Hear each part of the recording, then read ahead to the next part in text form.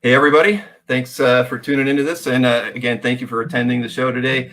I have the great privilege, still haven't eaten today, of inviting and letting everybody know that Felix Lu and Trad Moore are participating in this current panel. Welcome to the show, guys. I really appreciate you guys taking time out of your day to do this for us. Thank you for having us, for sure. Definitely, Bill. Would have participated in the previous one, but really glad to be able to do this now. Well, this is, I think it's going to be the first of many. I mean, I really feel like until cons come back in any kind of, reasonable format, I think we're going to, this is really what we've got. And I know you're already an expert at all that, and we'll be talking more about that in the panel that you and I are going to do next. But again, I just thank you both, and I'm going to back out of here and turn everything over to you. All right. Thank you. Hey, Trad, how you doing? Doing good. I'm already seeing some of these hellos over on the side. Hello, people. Yeah. Thanks for coming out. I'm in California. You are in Brooklyn, New York. I am.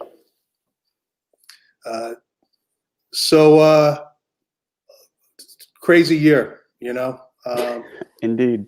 Can't wait for it to be over. But for you, professionally at least, breakthrough year, major breakthrough, and it's probably about time, really. I think not just this year, but last year as well. Just when Silver Surfer Black hit, it's just completely blown up. I think those of us who have been, big Trad fans have known forever, but I think the whole world knows now. So congratulations. Thank you. Yeah, it's and we will get to Silver Surfer Black because I know that's what most people are going to want to hear about, talk about it. And I'm sure we'll have a lot of questions about it. But we should probably just cover the broad strokes of Trad Moore, his art, his career. And let's jump ahead a little bit. Let's start with school. I was a Savannah College of Art and Design guy. I was there from 2006 to 2010, and stayed there another year afterwards, trying to make ends meet, drawing Luther Strode before Luther Strode was out. But yeah, that was, I loved living there at that time. I loved my time there, still, gosh, so much talent comes through there. And, luckily and thankfully, so many of us, in my class are now people in the comic field doing well, and I always root for them at every chance I get. And who are some of the people in your class? Oh gosh, if you've seen the artwork of Paulina Ganesho, she's amazing. Jeremy Cerise, Coleman Ingle. Gosh, yeah, it's a lot of people also in illustration and whatnot. Those are all comics people, but Was Jeff Shaw before you? Jeff Shaw was, we were there at the same time, but he was, I think he and Donnie, because Donnie Cates was there with me too. I think they were both grad and I was undergrad. So we had some, me and Jeff met when we were being critiqued by Howard Chaykin and why am I drawing a blank on one of the best inkers in comics, Klaus Janson. So that was quite a trial by fire experience. Yeah, how did that go? It was good. It was Howard does not spare anyone. No, it was a pretty, I was really nervous going into it, and I didn't want to do it. And I told my professors, I was like, nah, I don't want to do this, because we had to get up on stage, and I didn't want to do that. But they were like, do it, come on. So I was like, yeah, whatever.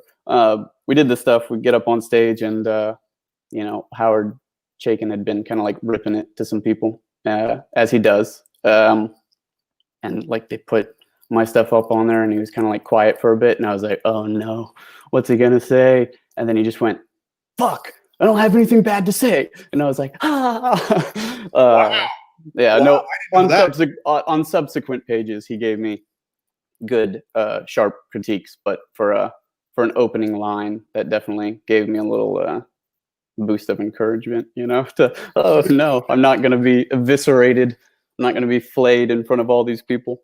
Even a young embryonic Trad art was is still got Howard's approval. They saw something in there, you know.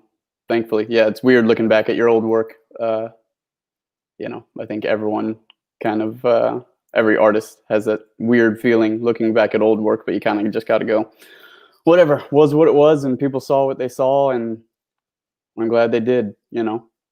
Okay, so your first major work after school is Luther Strode. Yes. How did that come about? That was in school, actually, like towards my junior and senior year. I guess, you know, me and folks meeting online started putting together pitches and whatnot. And Justin reached out to me, I want to say my junior year of college, going into my senior year. That's the writer, Justin Jordan. Justin Jordan, yeah. If I speak too casually. DeviantArt. I don't know if that site is still. I know it's still there. I don't know if it's. I don't know if it's thriving the way it was. You know, I don't think it's quite as relevant as it used to be. Gosh, because at the time, I mean, that's where so many of us, like, quote, met for the first time. That was where, you know, basically almost my whole generation of buddies, you know, whether, you know, Andrew McLean, James Herron, all of us, that's where we met. And that's where we started like following each other's work and kind of rooting each other on, was all on DeviantArt. And then we all, you know, slowly filtered out into the professional world. So yeah, he found me there. I did the pitch for Luther Strode as like a senior project, or, you know, I was in an inking class. That was at the time. I didn't think I was going to be an inker. I didn't want to be an inker growing up. I wanted to be a penciler. That was the extent of my dreams, was just to be a comic book penciler. But then I took that inking class and I was like, you know what? I guess I'll do this myself. And I'm glad. I think that with the current crop of talent, you know, 30s and younger,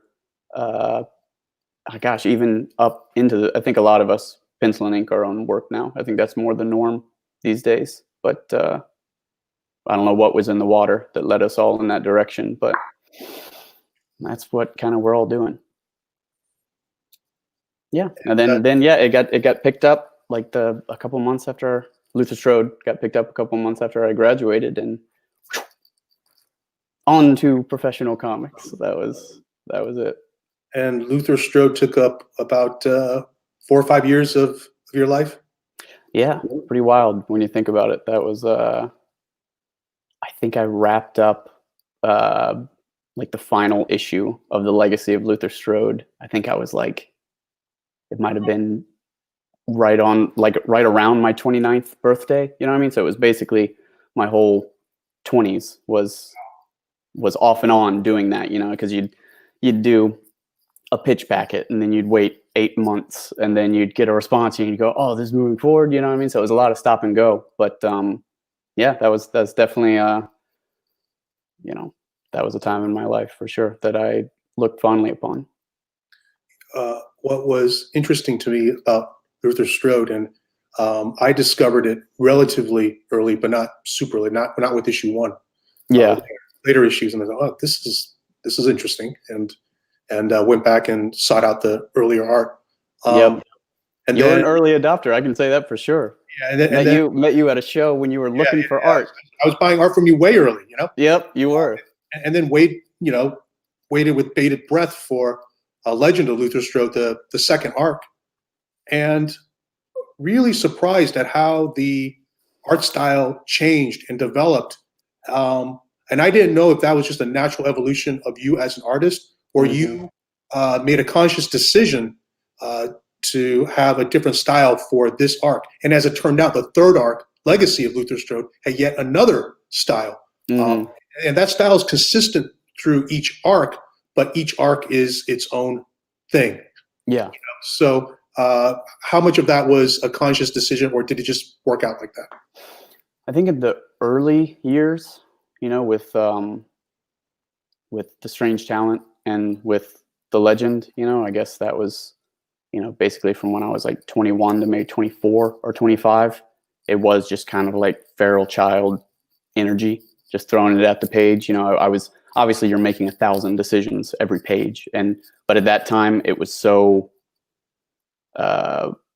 chaotic, you know what I mean? Like, I don't know if everyone is like that at that age. I'm pretty sure a lot of people are, but I was just, anything that was interesting to me at the time, I was bringing it in. So just a lot of sound and fury on those pages, and it took me later to kind of take what I found to be meaningless in some of that sound and fury and minimize it later. And so following those two, because I went from The Legend of Luther Strode to Ghost Rider. And from Ghost Rider on, specifically with Ghost Rider, was where I started making very conscious decisions of like, I want this book to be this, like I will basically, before each project, I'll have maybe just a few main things that I'm pulling from in terms of inspiration, whether it's certain movies or certain comics or certain classical artists or whatever it is, maybe a musical style. And it's not that I'm looking at them the whole time, but they're kind of like my North Star of desire. They're like, I won't, so for pretty much every book from Ghost Rider on, I can think of maybe 4 or 5 things that I will always connect with that time in my life and with that project, because it was constantly on my mind for those couple of years of working on whichever book it is. So I would say, again, just as a fan and someone who, obviously loves your work, the first story, Strange Talent of Luther Strode, was sort of an introduction to your style, and it was Right. something that we hadn't seen before. And then the sound and the fury that you just described, to me, describes Legend. Yeah, it is a lot of just Exactly.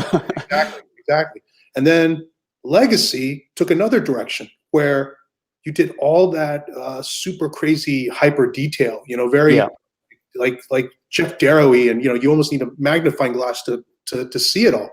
And that one was, just a quick aside, that one was super, each project kind of informs the next in the things that you enjoyed and didn't enjoy about a project. You know what I mean? Sometimes you learn through being aspirational, and sometimes you learn via contrast. You know what I mean? And with the Legacy, I really loved what we did on Ghost Rider, but it was specifically towards the end of it, it was such a deadline situation.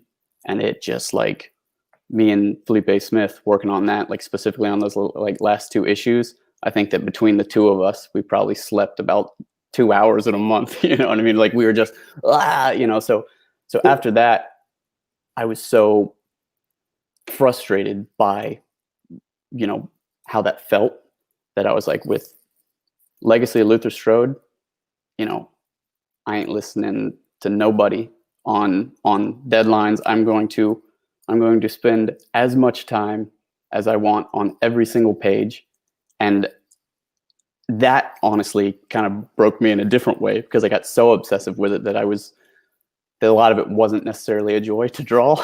But I knew, like, there's a double page spread that kind of like opens the Legacy of Luther Strode, and it's just, it's Samson having killed like thousands of warriors, and I drew every single one of them. And even I would say, 2 days into drawing that piece, I was like, I'm never doing this again. I can't do this. Like, but I did it for the whole book. You know what I mean? I was like, this is my, I'm going to use no splatter effects, no anything. I'm going to put every star in the sky by my choice. I'm going to put every drop of blood by my choice.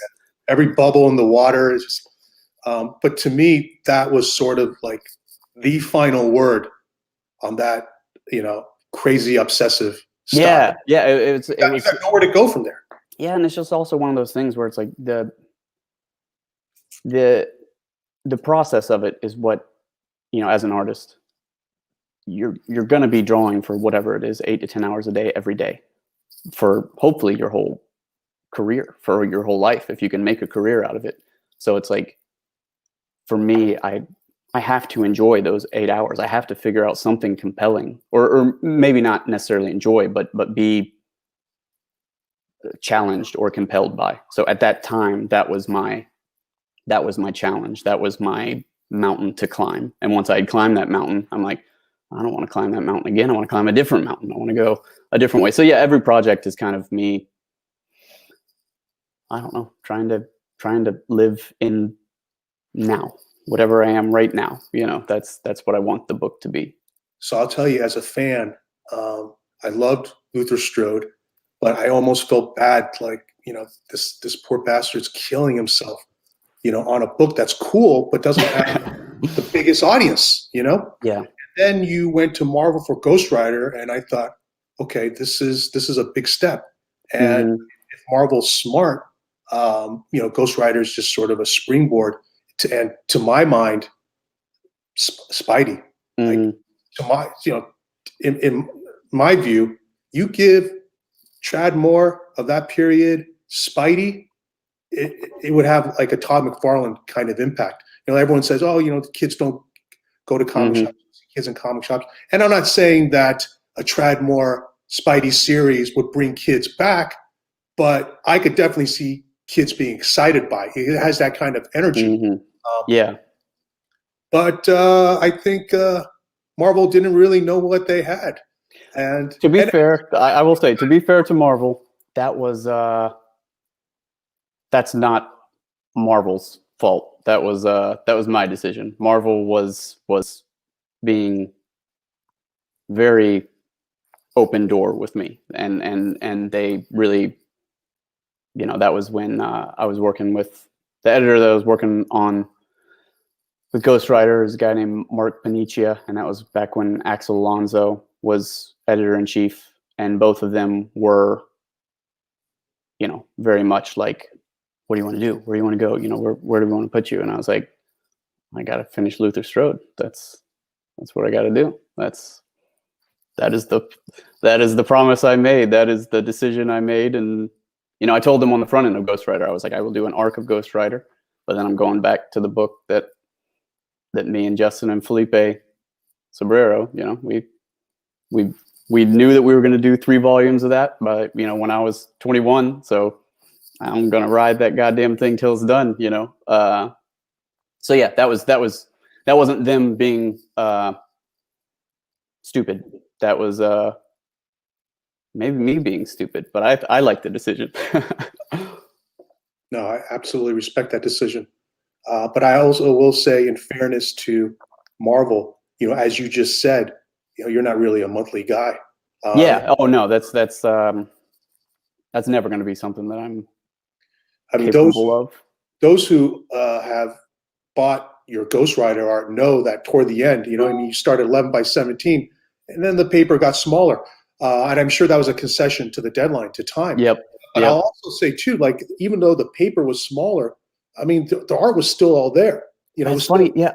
It ended up not being nearly the time saver that I thought it would be, because I thought, oh, I'm working at, 60% or whatever it was. So I'm going to draw, I'm going to save 40% of time. And what it did was just make me lean over more and focus more. So it's just like, didn't really do much. You know what I mean? If you're not actually making an active decision to simplify, you know what I mean? Like, in terms of what is in the panel, the size of it, sure, it makes a little bit of difference, you know what I mean? But it's not going to make a drastic difference unless you are actually, altering the content of what's inside the panel. Because yeah, there were other times that I've simplified, that I've gone very graphic. That's usually my one. I just like how it looks, kind of mixing graphic stuff in with more representational. That's something that I've always enjoyed. But yeah, going graphic usually is a little bit easier than when you draw. Or not easier. It's a big time saver when you don't draw 6,000 windows. You know what I mean? If you just draw the cityscape and it reads the same, So what makes me laugh is like a page on Luther Strode where in the background there's a chain link fence, and you draw like all the links, you know. Oh yeah, no, that's what I told you at that time. When it's printed, you can't even see it, you know. Yeah, that was a learning experience on the early comics for sure. It's just like you don't know what's going to show up and what isn't. But I feel like that's why I felt like at that time in my career, I really needed to just. There's a lot of discovering going on. Like one of how to draw certain things. Two, one of my favorite things about drawing is it just makes you understand the world around you better. And sometimes I would want to draw the chain link fence, not to be impressive or show off, but just to be like, this is a thing that I've seen every day of my life for, 20 some odd years. And I don't actually know how these things connect. You know what I mean? And so that was a lot of times in drawing, that's what fascinates me, of going like, how does a braid work? How do shoelaces work? What is a moped? How do you drive a moped? You know what I mean? Like, so, and that was, with Ghost Rider, I knew nothing, I'm not a big car guy, so when we were talking about it and they were like talking about Ghost Rider, I was like, I don't know a damn thing about how to draw a car. And I wasn't very good at that time. Didn't have much experience drawing cities either. So part of my desire to do that book, in addition to just wanting to work with Felipe Smith and to, do something cool at Marvel, was just to understand the world better, to see if I could do this thing, everyone said drawing cars is hard and drawing chase scenes is hard. And I was like, I better give it a shot. You won't know until you try. All right. Hold on for just a second, Trad. I do want to acknowledge. Let's check out some of these. The audience, and so everyone who is watching right now, we will get to your questions. I'm keeping my eye on the clock. We're about the 20-minute mark, and I think around maybe 40 minutes or so, we're going to jump into the questions. So feel free to chime in. But in the meantime, hi ML, I believe that's Mikhail. Jason Kim is here. Delhi from UK. Christian Joao from Portugal. I have no idea what time it is in Portugal. I think some people are up late. Dang. Thanks, John. C. White, Robert Lee, Carl Choi, Rob Rush. Rob Rush actually owns one of my favorite splash pages from Silver Surfer Black. I should have fucking kept it. Brian Lake, Unruly Simeon. Bootlegging is a habit. I think I know who that is. I think he's in your part of the world. George Haig from North Carolina. Very nice guy. Mike Sitchy. Tariq Arshad, who's in my neck of the woods. How you doing, Tariq? Victor Bracamontes from Southern California. Justin Stafford. Justin Stafford is someone we're going to talk about in a little bit, Trad. So cool. I was about to say I'm looking at some of these and trying to kind of keep them in my mind. I see Victor's question and Yo Curry's question. Well, those are good ones. Reba, great to see Reba. So we will get to all you guys. Just hang tight. We're gonna finish this overview of Trad's career, and Sean, here's your shout out. What's up, dude? Oh, Sean, sorry. And Ron. I mean, all you guys who are just jumping in now. Hello. Okay, let's get back to it. You are not a monthly guy, and that's fine. And I actually think your art, your career is served better by always being able to present your best effort. Yes. So you do. We're done with Luther Strode. You have a couple of odd jobs at Big Two. You did a Venom issue, which I think was fantastic. And thank you. That's one of my. That's still. I really. You had talked about like, what would it look like if you did, Spider-Man in that era of your career, and I think that issue of Venom is that. I still really love that issue, and it was the fact that it was Felipe coloring it as well, and that's I love a lot of the stuff that me and Felipe have done together, but I think that's my favorite thing that he and I have done. The morphing had already started. Yes, for sure. And then you did a issue of Suicide Squad, which for whatever reason DC has yet to publish, but that's pretty cool. One day, DC. I'm gonna get it. And then jumped into your next long form, The New World Mm-hmm. with Alesh Kott, Mm-hmm. a writer you've known for a while, and I think he's a younger guy, and he connects with a lot of the younger artists. And that was 6 issues, and that took up the next chunk of your life. Yeah, that was years on that bad boy. Yeah, and sorry to give New World short shrift, but I want to keep track of the time, and I know everyone wants to talk about Silver Surfer. So from New World, you go into Silver Surfer Black. How did Silver Surfer Black come about? Gosh, Silver Surfer, like that's just it's something that I had been kind of like bugging Marvel about for a long time.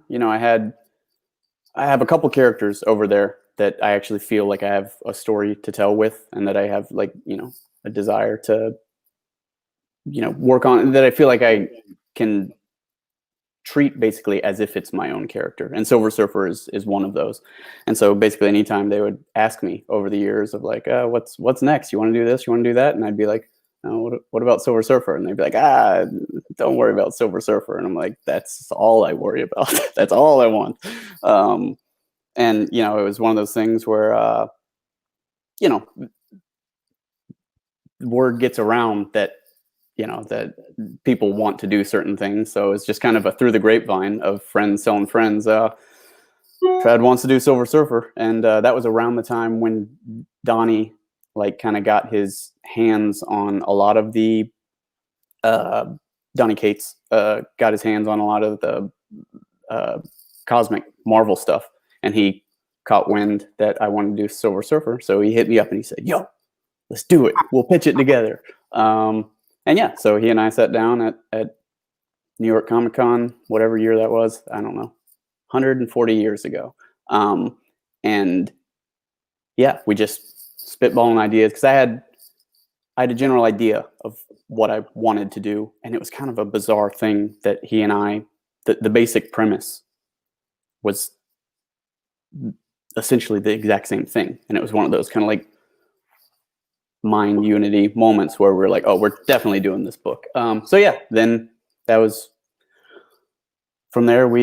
They gave us the green light, kind of based on not a whole lot, just based on our passion and our basic pitch for the book, just kind of like a little page pitch for the book, and then we built it from there. So it was the series was basically done Marvel style, right? It was sort of your ideas on the page, and Donnie would kind of backfit a story around it. And I'm sure, certain elements like Null showing up, played into the overall, I call it the Cates verse, right? But yeah, for sure. As far as the Silver Surfer Black story, the idea, that hand issue, that's all trad? Well, no, I mean, it was one of those things where when you're having phone calls, you know what I mean? And you're just talking with a friend, it does become very difficult to define who said what. So it's really, I just know that he and it was very Marvel. And basically it's like when he had his vision and I had mine, and we talked about it, and he basically with each issue that would come out, he'd say, what do you want to draw? And I would have some kernel of something. Like, for example, we'll take the first issue. We both knew that we wanted him to get sucked into a black hole and be alone in a universe. And I knew that I wanted to draw Silver Surfer fighting 3 Guardians at a tower. And so I told him, I said, I want 3 Guardians at a tower. I want Silver Surfer to fight them. I have this idea of how I want him to move and this and that. And he said, cool, we'll do it. So that was basically, each issue would start with, okay, what are we doing this time, dude? So yeah, it was a very, you hear this all the time, but yeah, it was a very organic process. And it's something that you can only kind of do when you have a good understanding of one another's work, so I think that benefited us, having known each other for a while and followed each other's careers. You know what I mean? We knew each other's strengths. We knew when to let one another take lead. And I think that's one of Donnie's true strengths as a writer. And there's another, like, this is a lot of writers have this talent in comics, and I think it's amazing, is when they know just to sit back, and go, you take these few pages, I'll do I'll do Marvel style on top of it. And I think it happens more often than credits would lead you to believe, because how do you explain that to someone who doesn't know? But yeah, so that's how a lot of those sequences would work. Of in issue 3, when Surfer goes into Ego, it was definitely one of those. And then Surfer goes into Ego. Have fun for the next 7 pages. Talk to you in a month. So it was a great experience. Loved working with Donnie. Yeah, and it was similar working with Felipe Smith. He's a writer artist, so he knew during chase sequences to go like, dude, draw your damn chase sequence, and I'll put some words on it afterwards.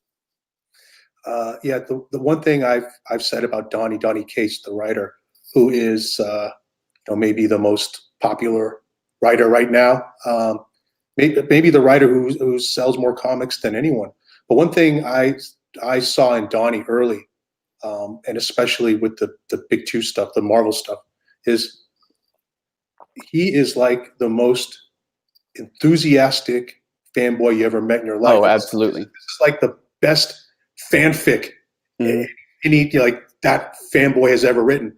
And when I talked about like getting kids excited in comics again, to me, he's sort of like the writer equivalent of you. Like if I was 12 years old reading Thanos Wins, oh yeah, in mind, So I think and his exuberance, his exuberance shines through when you collaborate with him as well, and you feel very encouraged and empowered by that. You know what I mean? So it's like I said, it's funny, Donnie at Marvel, and I know, James Tynion, big seller over at, working on Batman over at DC. He does a lot of his superhero stuff, at least, very Marvel style.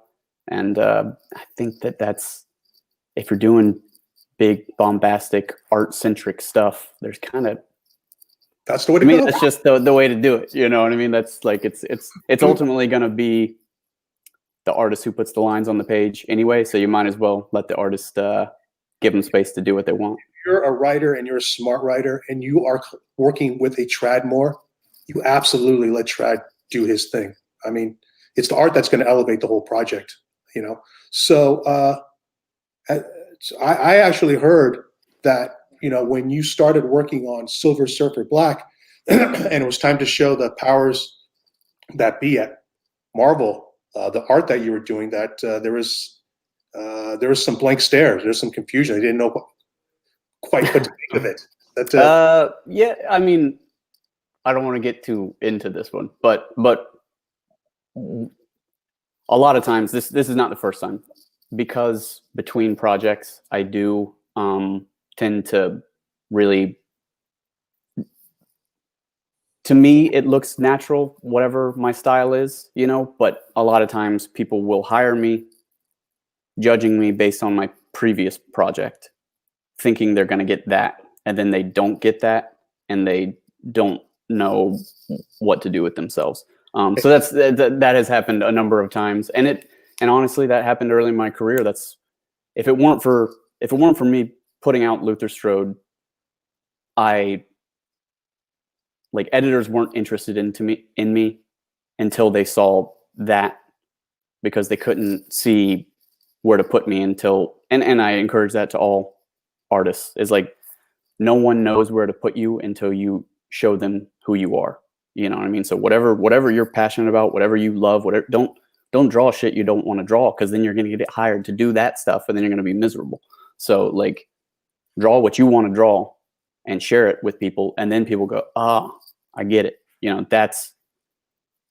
There's no reason that an outsider should understand your vision when you speak it to them, because it has to, like, as a visual artist, you know what I mean? Like, how could you just explain someone's style to you? So yeah. Hey, so having said that, I want to give Marvel all the credit in the world, because for sure. Yep. They ultimately listen. And I have to say, the Silver Surfer Black collection, it's like one of the nicest packages I've seen from them in a long time. I mean, it's perfect. was size, beautiful package.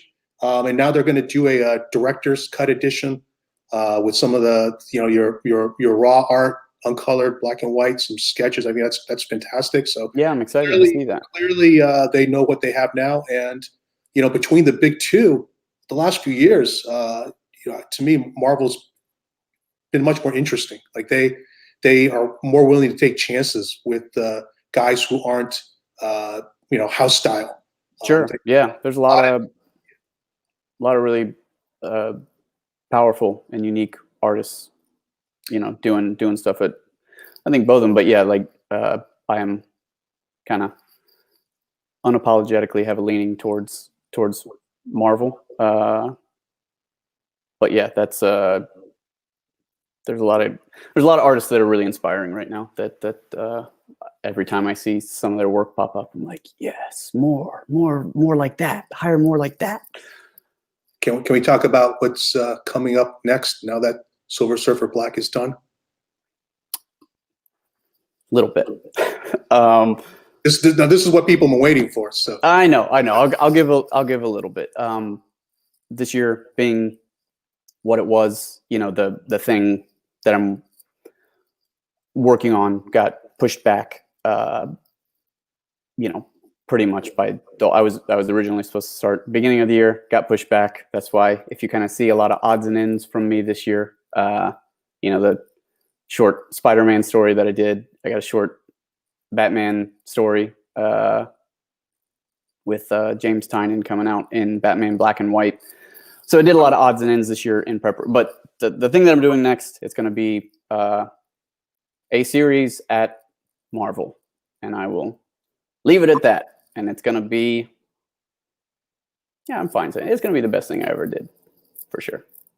I think that every time I go into a new thing, and if I'm ever wrong, then who cares? I think this one's going to be the best. All right. You guys heard it. The best thing he's ever done. The best thing I've ever done. No question. Don't question me. No pressure.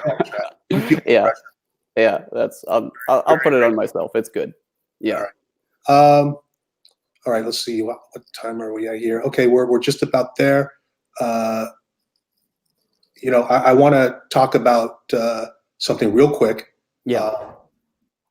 I think most people who are watching or, actually are commenting, know what I went through this year with my family, or actually the last few years. My wife did pass this year, unfortunately. But we were getting treatment in New York City. We were living on the East Coast for a while. Then we were flying back and forth. But every time I was in New York, Trad would always reach out. I mean, all the guys out there would, Cliff, Paul, Ian, and everyone would. It's just very supportive, and I really felt that. I appreciated it. But Trad was the one guy that every time I was out there would call. Hey, let's get a bite. Let's hang out. You want to see some art, and I know you did it. And I wasn't always in the mood for it, but I always appreciated that you did it. Absolutely. And there were times it absolutely did cheer me up, and I always love seeing the new art. So yeah, I think part of it too probably is without saying too much, you've gone through something similar in your own life, so I think you could relate. But we've talked all about Trad, the artist. He's incredible. You guys love his stuff, but Trad's just a good guy. He's a good person. Thank you. I want to acknowledge that. I'll never forget it. So thanks, Trad. Absolutely. So along those lines, I've spent a lot of time and very busy these last few months fundraising for a charity, and it's been very successful.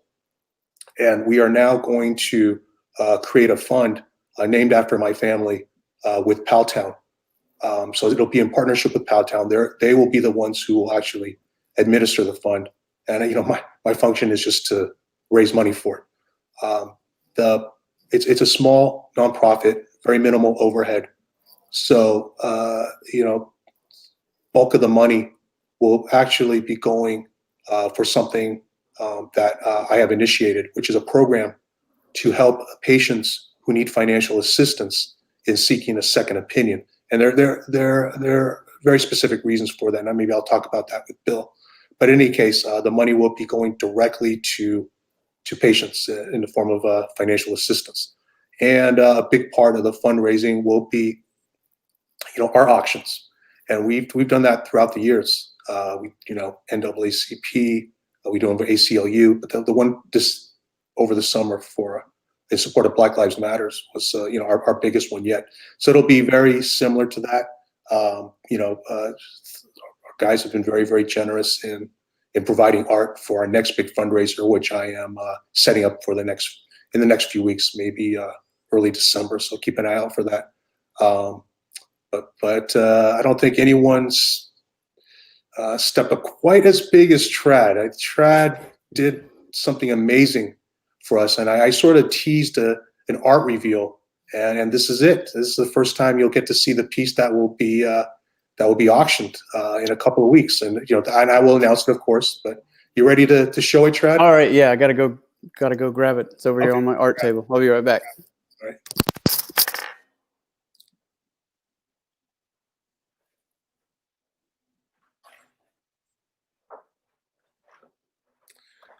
So while he's grabbing it, there it is. There it is. Look at that. That thing is a monster.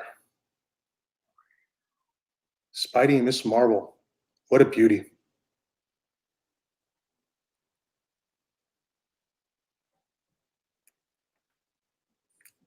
Thanks, Strad.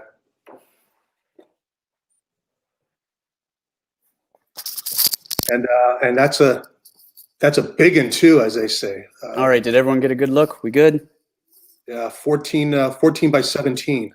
Yeah, I've been working bigger this year. Like I said, it's I don't know. Something struck me. I don't know if it was you get whatever wrapped up in the constraints of doing the same page size 1,000 times, and so this year has been a 14 by 17 or 18 by 24 year for me, and somehow that has the small things will rejuvenate you artistically, and could also be one of those things where it was just hanging out with Ian Bertram and Paul Pope, and they both work like 9,000 by 400, like they're just wow, these giant pieces. So it kind of got me excited to you go into their studios, and it's very inspiring to see. That's what is incredible to me, that I didn't expect or couldn't foresee, but you guys aren't just incredible individual talents. There's when we are grouped together, you guys just make each other better. It's for sure. That part is incredibly gratifying. Just a really nice, unexpected bonus, and as good as the art was, it's even better now. Yeah, no, it's one of those things where it's like Ian's a good friend of mine, and that's something that we always make a point to do is art shares, both specifically in previous years, obviously in person, where we hang out and bring all our art with us and look at everything that we're doing. So it's kind of he and I have talked about it, but like Little Bird and Silver Surfer to me feel like sibling books, you know what I mean? Like I don't know if that would come across to anybody, but he and I look at it, and I'll sometimes tell him, I'll be like, yo dude, that panel I ripped you off, and he'll be like, oh, in this panel I ripped you off. They're your children. They are raised together. Okay. Yeah. Now we're going to get into the questions, Trad. We've got about 15 minutes left. I'm probably gonna have to cut you off so you see me raise my finger, because we do have a lot of questions. I want to try and get to them all. Okay. So as I fire away. A lot of very nice comments. A lot of people saying hi. Thanks to everyone. But let's see. I'll read one comment real quick. It's John's Comics with Kids. He says Silver Surfer Black was easily the best Marvel comic from 2019. Such a beautiful look at the surfer psyche and place in Marvel history. Very nice. Okay, so here's a question from Victor Bracamontes. Is that thought process the same for when you do your amazing commissions? The kind of like picking a challenge, I'm guessing Victor is talking about. Yeah, for sure. Like, I do feel like commissions are a good place for me to try new things out. And you will see, like, if you follow things chronologically, you will often see me very kind of obsessively connect on to a train of thought and repeat that through commissions. Like the ones that I did this year, I was really focused on patterns. So if you look at like the Batman commission that I did and the Silver Surfer and the Luther Strode and a few other ones, there's all, and the Berserk one, I was just really obsessed with doing these kind of like square and circle patterns. In the background, I was using like gray tones.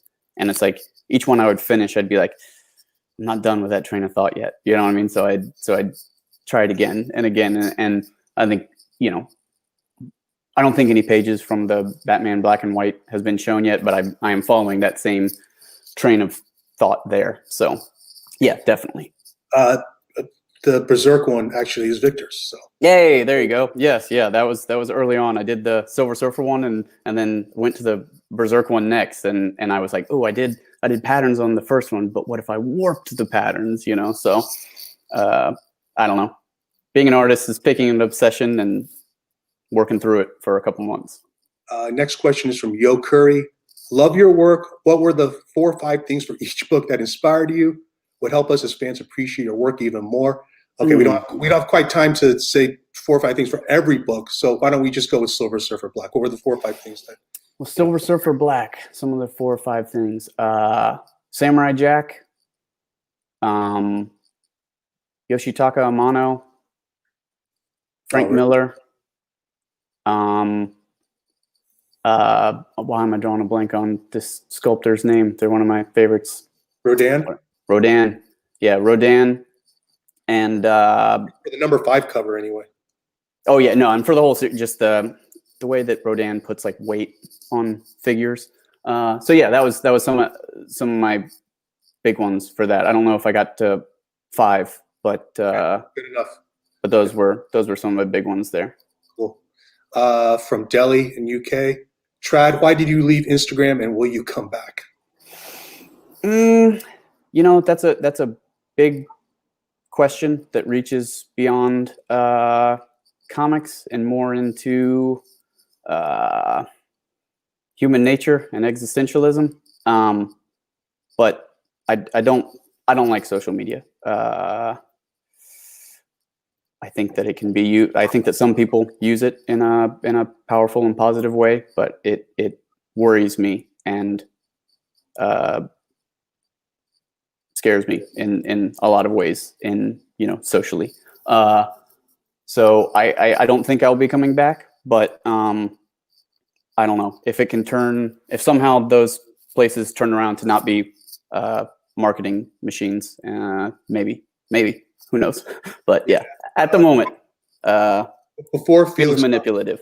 Yeah, before Felix Comic Art, you never would have found me on social media. I mean, I never posted, I didn't even look at it, but yeah, I'm part of the marketing machine now, but that's it. That's it. Yeah. Mm-hmm. Okay. Let's see. We got another question. This one's from Mike Sitchy. Will you ever publish your art in just black and white, an artist edition? I'd love to. Yeah. I don't know.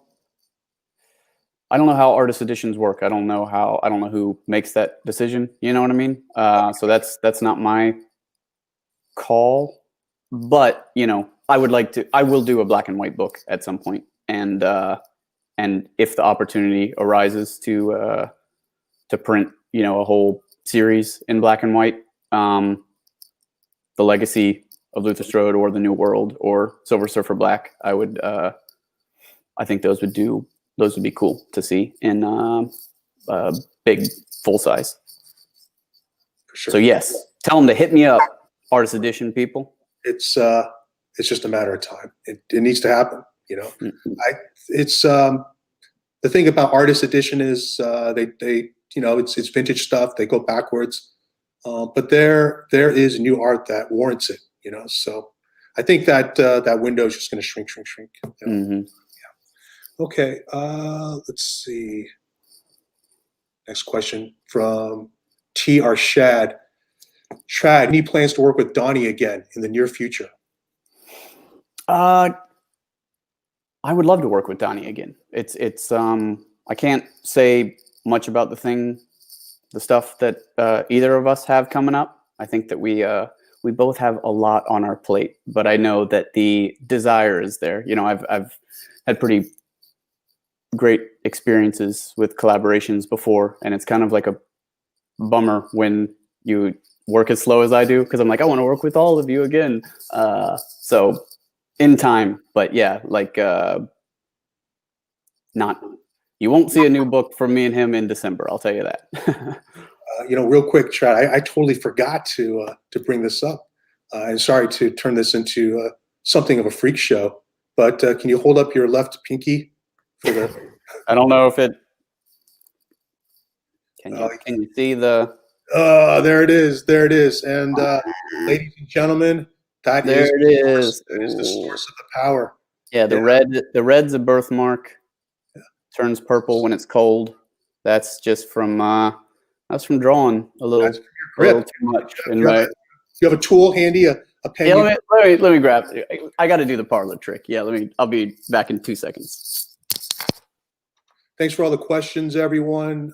We'll do our best to get to them. We're getting through them pretty good, though. So yeah, I'm a lefty, and I draw like this. So that's just bizarre, Trad. That is just simply bizarre. But hey, don't raise your kids to do it like this. But if they do, let them do it. You know, maybe they'll figure it out. Okay. Let's see. This question is from Joel. Trad, what was the project that gave you more fun? The one that was more challenging, and the one that now you would like to do? I don't know that I would consider drawing fun per se. You know, it's not fun in the same way that, like, you know, throwing a football is, you know what I mean? Or like hanging out with friends, but the challenging ones are where I think they are where you feel accomplished and when you feel satisfied. I feel like if you're not challenged, you are going to feel, I feel anxious. I feel unfulfilled. So yeah, the challenging ones, that's why I want to sit down at the drawing table every day. You know what I mean? I don't ever want to live an unchallenged life, because I feel like that's, you know, what's the point? You know, that's give me a challenge. Give me something difficult. Tell me I can't jump that high, and let me try. All right, Trad, I'm going to take a break from the questions real quick because we are running a little short on time, and I wanted to get to this. You actually got sent a fan letter. Oh, yeah? I'm gonna read it to you. Okay. Oh, yeah. Forgive me, audience. My eyes are poor, so I'm gonna do my best here. You can see this is written like really tiny. Wow, that's amazing. I don't know. Hi, Trad. I have to start out by saying thank you.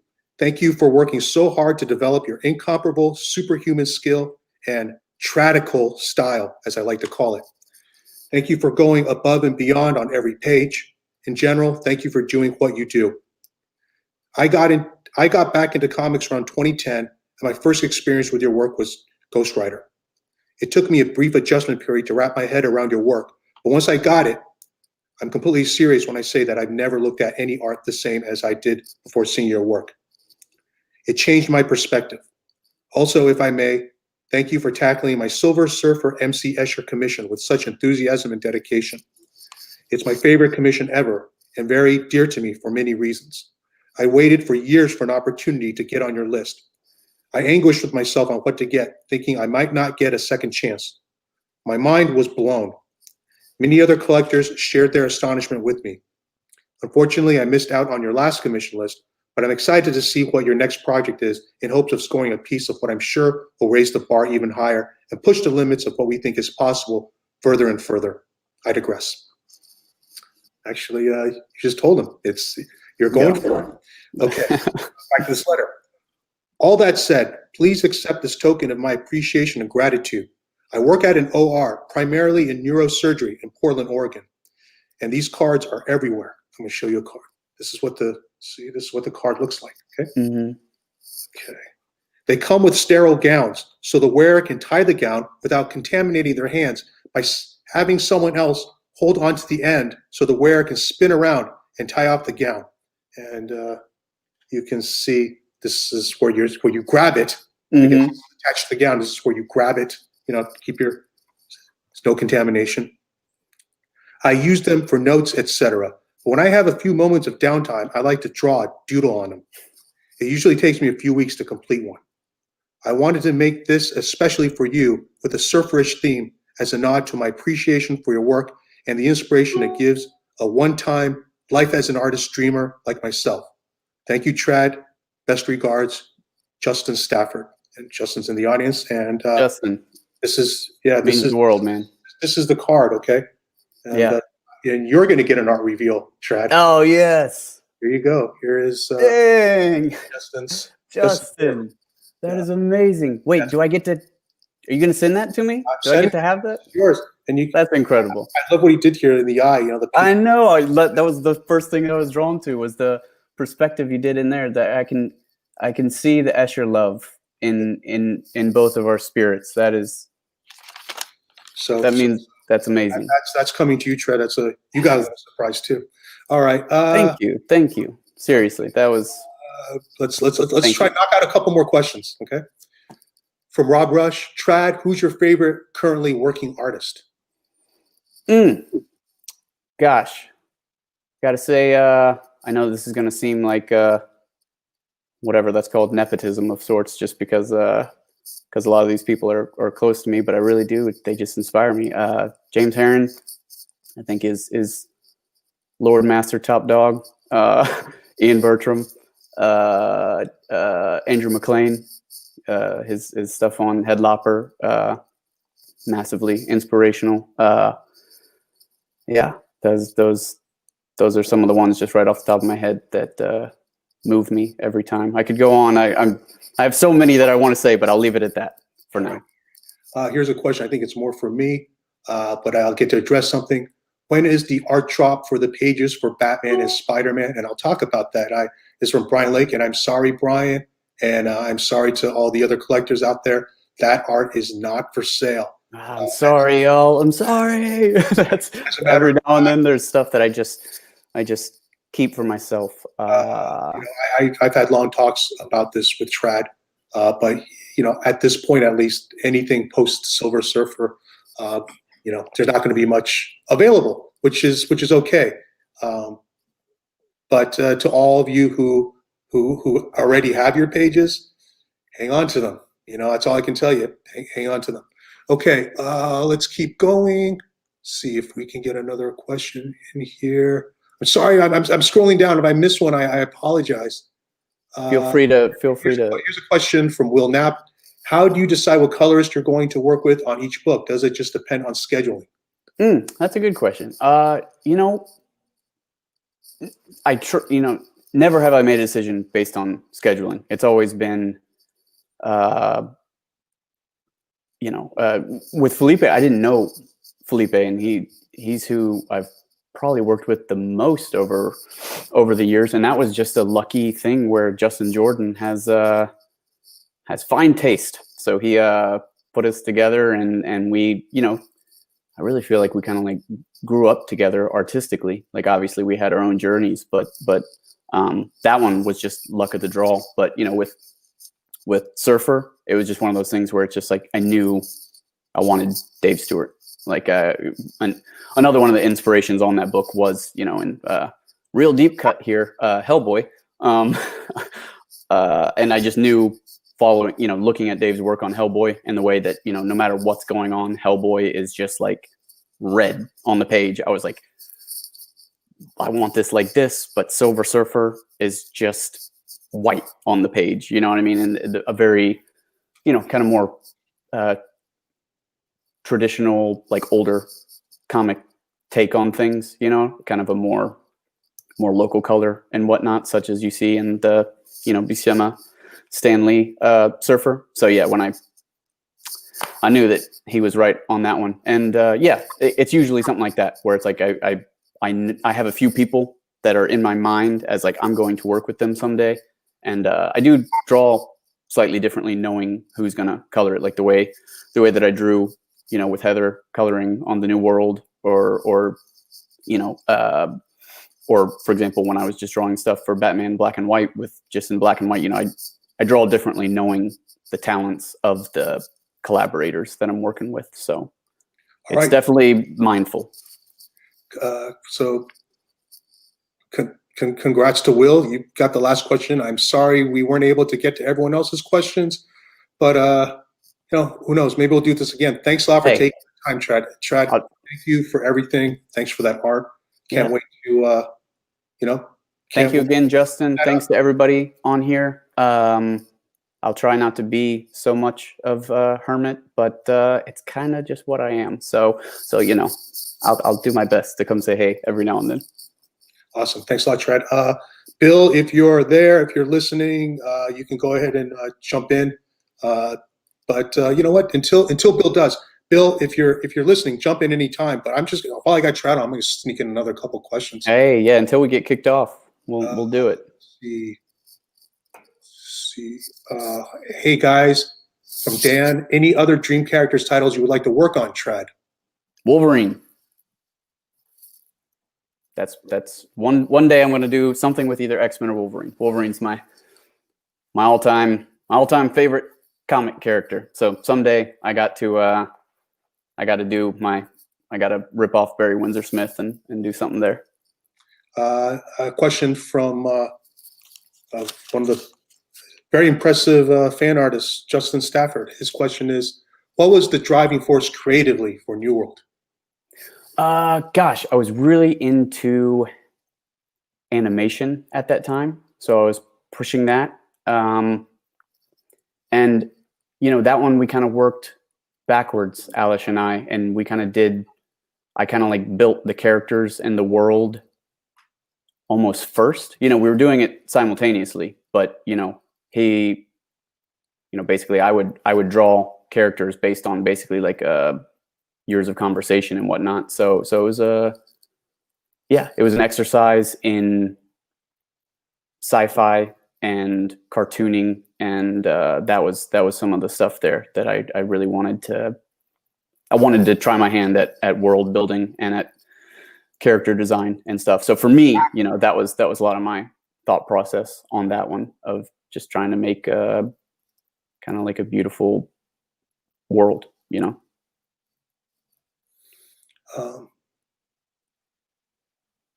Let's see.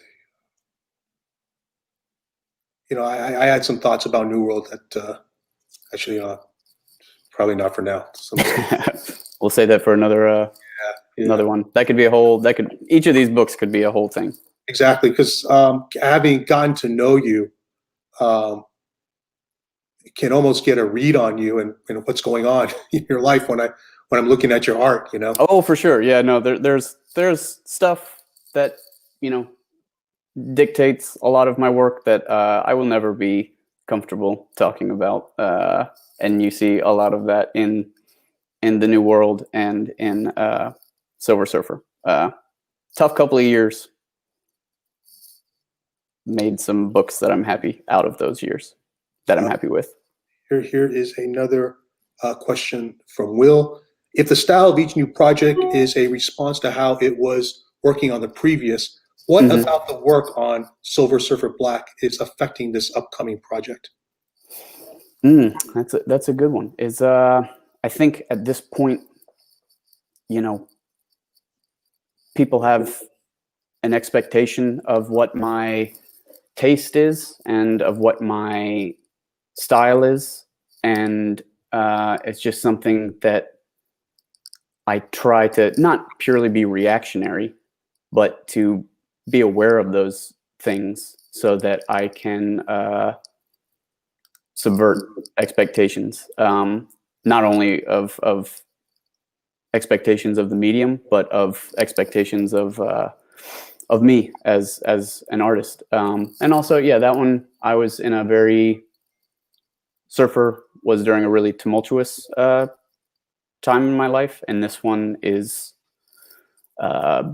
more at a peaceful time in my life, thankfully, and I want to be attuned to that, you know what I mean, in the story that I'm telling. So I don't entirely know how it's going to look yet, but that's the joy of it. I'm in the early parts of it, and I'm really excited about it. So I actually think that is a perfect place to stop. So thanks again, Trad. Thank you so much, and thanks to everyone for coming to check out this chat. Yeah, thank you again, everybody. Okay, and I guess I will jump in with Bill. Hey, Bill, thanks a lot for letting us go over a little bit. No. What's that, Trad? Do I just hang up now? Yeah, do I just hang up? All right, see you losers later. Yeah. Thanks, Trad. Yeah. My apologies, everybody. I didn't want to cut into their chat because they did start a couple minutes late. And at the same time, it was going so well. And there were so many people in attendance. I just felt like there's no reason why they shouldn't continue. And I would just delete the record of the chat that Felix and I were going to do, which was a separate chat altogether, and just kind of marry our chat into this one when they were done. So it's worked out well. So yes, so Felix, we finally are here together. You know, it's we have talked about, you know, doing something here or there, and then I forgot that we had talked about doing something together, and now we're finally able to chat about things. And I know I get your newsletter, so you know, I know that you were making a joke about what I wrote about, what we were going to talk about. I'm sitting there thinking I could just write anything. I didn't know what to write, so no, I had nothing to do based on what you wrote. Just the chat we had about what this panel would be, and you know, it could be anything. I guess I'll just start off by saying that you know, I started the podcast 5 years ago now, and you were one of the guys I really wanted to talk to. But the funny thing is, you know, when we talked about a month or so ago, you know, you were telling me, actually a couple months ago now, you were telling me how, you know, you were having a lot of fun doing this content, and you know, that when I had started doing it, you were skeptical, and you know, you didn't think it, you know, like, why bother with this sort of thing? It's like a lot of work for nothing. Actually, you weren't the only one. I got that reaction a lot.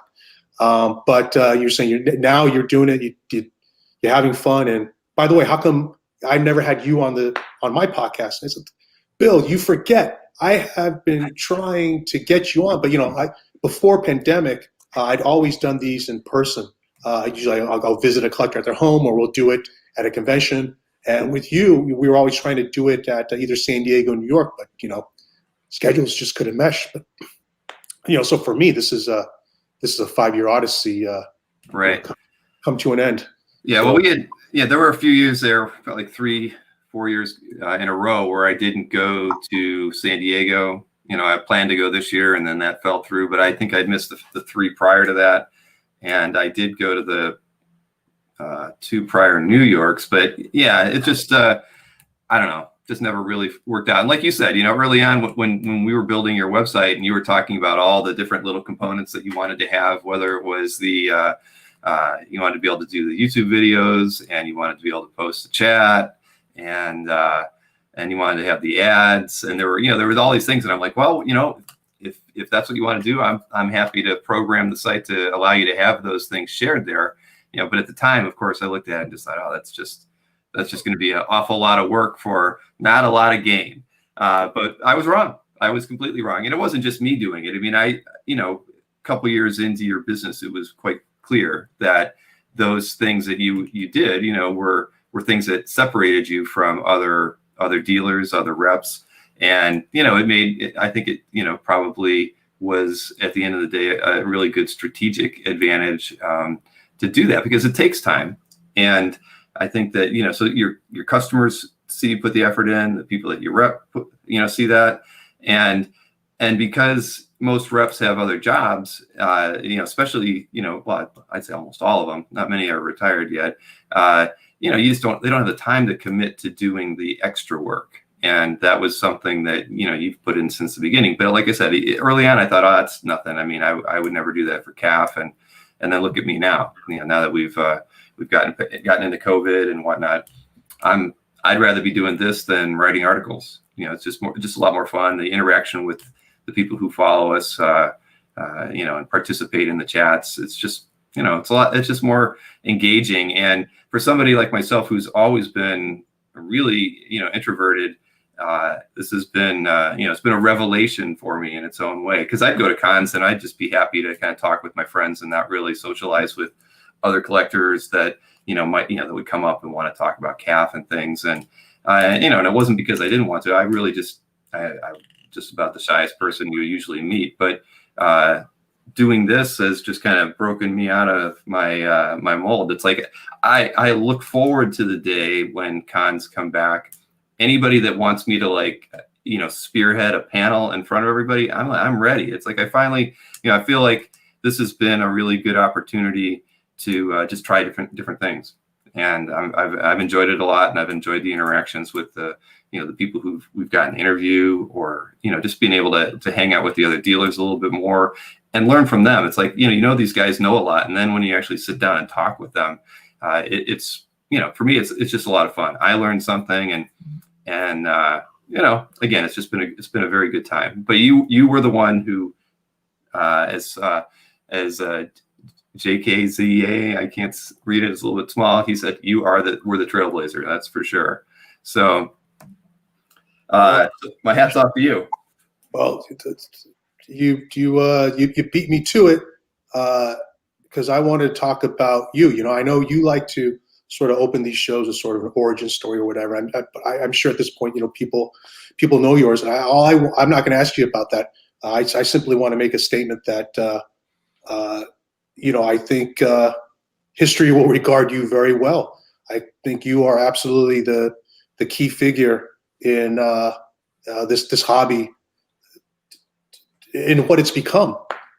If it wasn't for you, if it wasn't for comic art fans, we wouldn't be here. And I'm sure there are a lot of collectors who will think, for better or for worse. I think for better.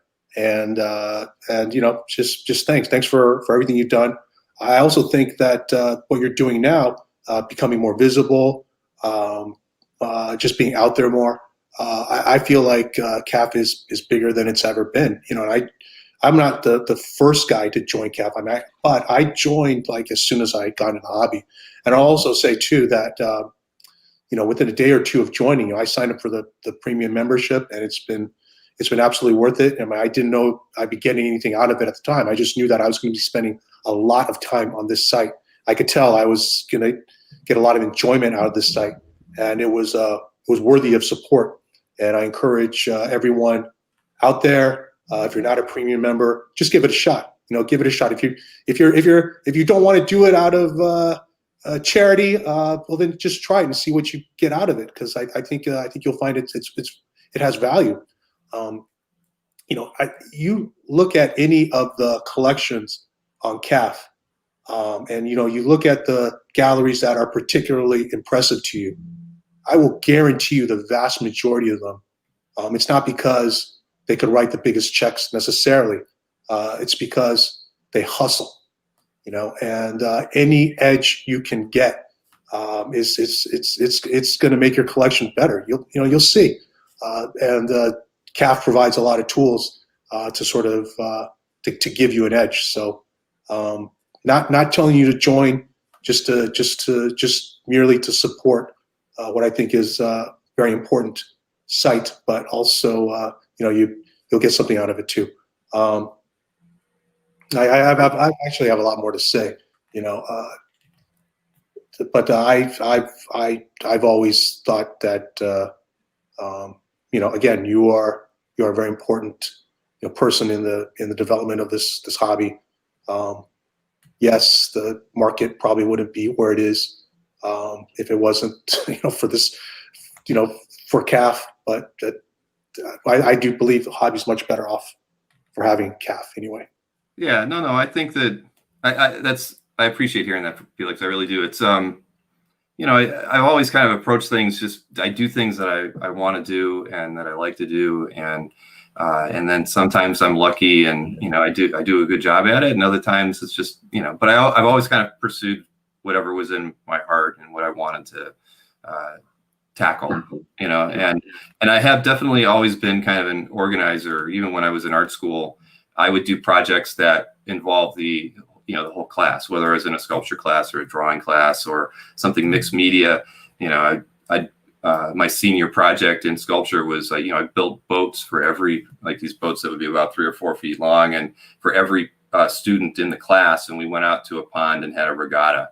And so I've always kind of, even being an introvert, that was kind of like probably like my way of like socializing. I had to do something to create the opportunity to get to interact with people, because I was probably too clumsy in conversation to get out and do that. And so CAF was one of those things. I always said CAF was built because I didn't know how to meet anybody in the hobby.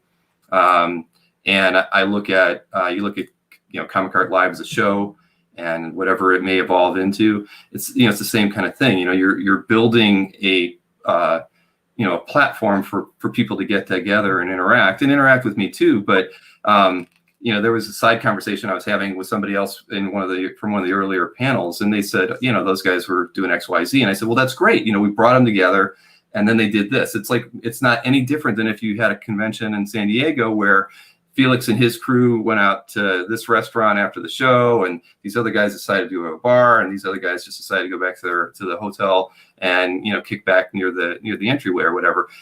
I like creating opportunities for people to interact, even if it's not to my advantage, personally, because I think that it just makes life better. It makes experiences better. And that's why, that's why for so long, I really never knew that we were really achieving those goals through CAF until we started doing these chats. And I was hearing how important CAF was to people. I was kind of felt it was, but nobody ever told me. You figure I'm going into year 18, February 1st, CAF will have been online for 18 years.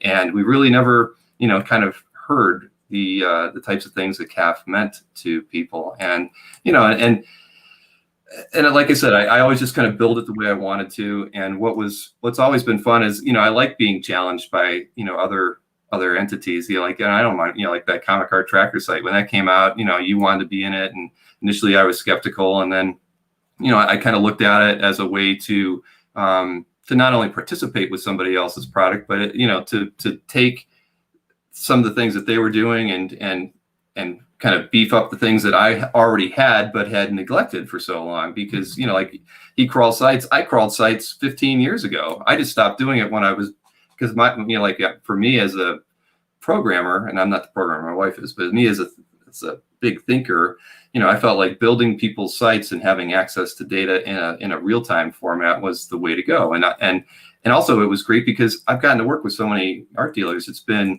probably one of the most fun things about owning CAF is the fact that I've been able to be friends with you, and just, anybody from Mark on down to this new site that I'm doing for somebody who's out of the country.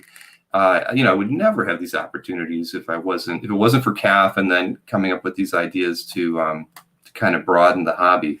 So I know I'm rambling a bit, but it boils just, down to, I like creating events, and I think I've always done that from the time I was a kid to now, and I can't see ever not doing it. And I think that I'm looking at Comic Art Live as kind of a jumping point. I mean, I think it can be so many more things than just a show every 6 months. I think that there's a lot of opportunity. You and I kind of chatted about different something in a few months ago, and I think that there's a really fun opportunity to make the hobby even more interesting for everybody, and not being so isolated, where everybody's so isolated in their fiefdoms and stuff. I think that there's a lot of potential. I can't wait and I mentioned this the other day, I can't wait for the show to be over, because I feel like when Comic Art Live is over, I'm going to be able to start focusing on, what those next things are.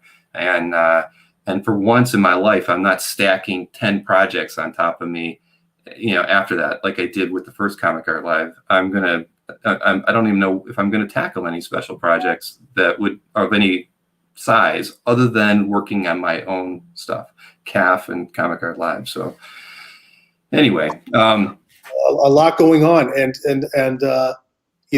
I think, I don't know if the right word is stagnant or stale, but this is what, my 16th year in CAF, and it was very, very exciting.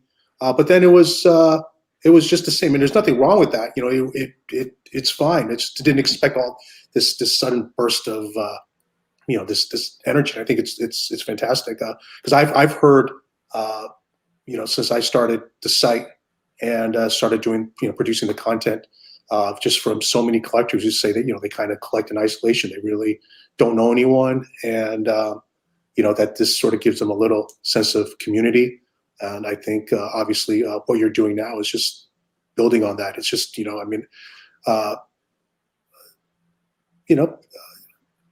I think there are certain people who sort of present themselves as ambassadors to the hobby, self-proclaimed ambassadors to the hobby, that I don't think are the best representatives of the hobby, but I think you are, absolutely.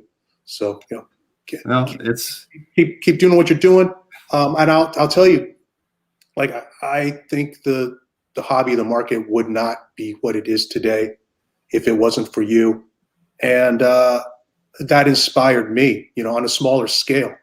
I wanted to grow the modern art segment. I wanted to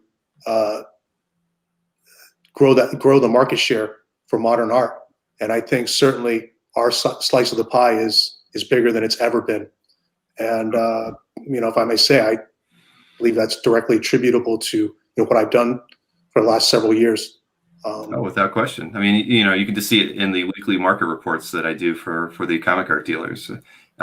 You're always in the, if you're not number one, number two, number three, you're always in the top five, which is remarkable when, you have some dealers who are selling $20,000 pieces and maybe another $10,000 or $15,000 piece. But for your sales to be comparable to theirs on a regular basis, is a testament to the quality of the individuals that you represent and your ability to set a market value for their work that really is appropriate for the time. And again, my hat's off to you, because you've definitely done something that, other than repping Jim Lee, that lucky devil. I mean, it just, you can't have that kind of volume of sales, without having done a lot of legwork, grunt work to kind of build up not only your audience too. I mean, I work with you have the second biggest mailing list, after me. So you're number two of all the mailing lists that we host. And like I told you early, before the beginning of this year, bandwidth wise, your site eats up a lot of bandwidth. I mean, it's not calf bandwidth, but no other dealer comes close to yours, as far as like the amount of, gigabytes per month that the site takes up. And, and again, that's a testament to the fact that you're in the search engines well. I mean, I think in a way, like that's me doing a good job, because it's funny, I always like to see who comes up when you type comic art for sale and that sort of thing. And it's pretty much everybody I've worked with. So, that's always been one of the advantages that I felt, working with us. It was just it's not just the marketing through CAF and that sort of thing. It's that I kind of know what I'm doing, and I'm not like going to give you an out of the box solution that you can, go to GoDaddy and set up a WordPress site. So, I take pride in doing those sorts of things and doing them well too. So, it's like what you said earlier, all the sort of bells and whistles on the site, and maybe the value of it isn't totally obvious, and maybe that little incremental value is not worth the effort for anyone else to do. Although I think everyone's sort of doing a version of what I've been doing, to one degree or another. The idea was, when I became a rep, I did not want to be just an average rep. Certainly not interested in mediocrity. I wanted to just not be average, and so that's sort of the idea. Behind just putting in that work. It's not. I'll put it this way: the environment now for repping for modern artists is completely different from just 5-6 years ago. I mean, completely different. When I started, I was telling my friend Dave Mandel, I think I'm going to give this rep thing a shot. And his immediate reaction was, why are you going to become a rep? You should be a dealer. dealers make money, reps don't make any money. You know, it's like, you know, you're foolish. And I just said, well, you know, for a lot of reasons, I'm really not interested in being a dealer. But I think I could do something with repping. I mean, first of all, I think I'd have more fun, but also I think there's a lot of untapped potential there. Mm-hmm. I think I can try to do something different and see where it goes. And so, you know, you've seen, because you know you see all the back end stuff for all the dealers.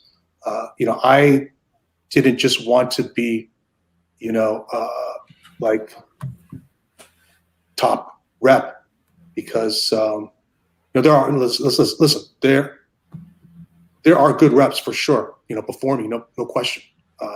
But overall, it's a bit of a mixed bag, you know.